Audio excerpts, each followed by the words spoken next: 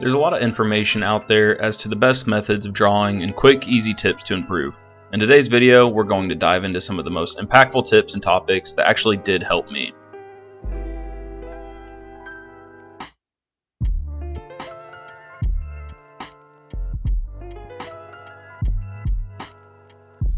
Alright, to get started, I want to point out that these are things I'm implementing and learning about currently.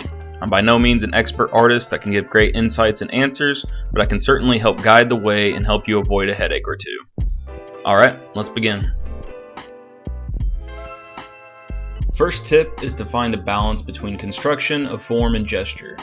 I struggle with this a lot. You've probably seen gesture drawings that look like this, and art books training you to do something like this. This concept is difficult to master. It's very common for people as they're learning to think that these concepts are separate from each other. In reality, construction of a pose and gesture of a pose interact and mingle with each other. They work together. Too much focus on construction looks like those drawing mannequins. Too much gesture looks like Gumby. A great thing to start working on at the same time if you haven't already. I learned a lot from channels like Proko on this topic. Alright, next tip. Do multiple passes. Building off of last tip is to do multiple passes as you build up the gesture and forms of a pose. I find the best workflow for me is to have passes where I start 50-50 on form and gesture, only spending a few minutes on it as a super rough pass. I create new layers with each pass, and on each new layer I focus a bit more on gesture or on construction, depending on which feels like it's being ignored more. A good little nugget for this is for everything you learn, use different passes to focus on one or two concepts. When I try to fix too many things at once, I just get frustrated and spend 2 hours working on something that could have been fixed in 3 focused passes of 10 minutes each. Passes help you to be efficient, accurate, it keeps the effort low on each pass and prevents you from burning out.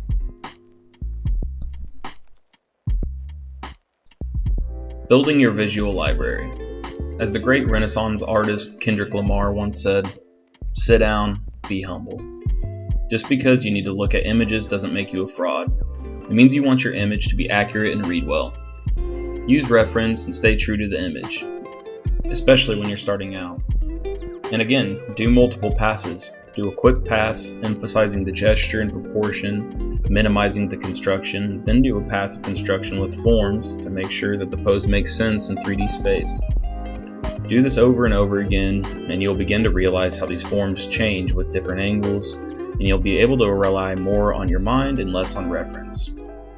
Most people will always need to rely on reference in some way though, and that's okay. It keeps your art grounded in reality.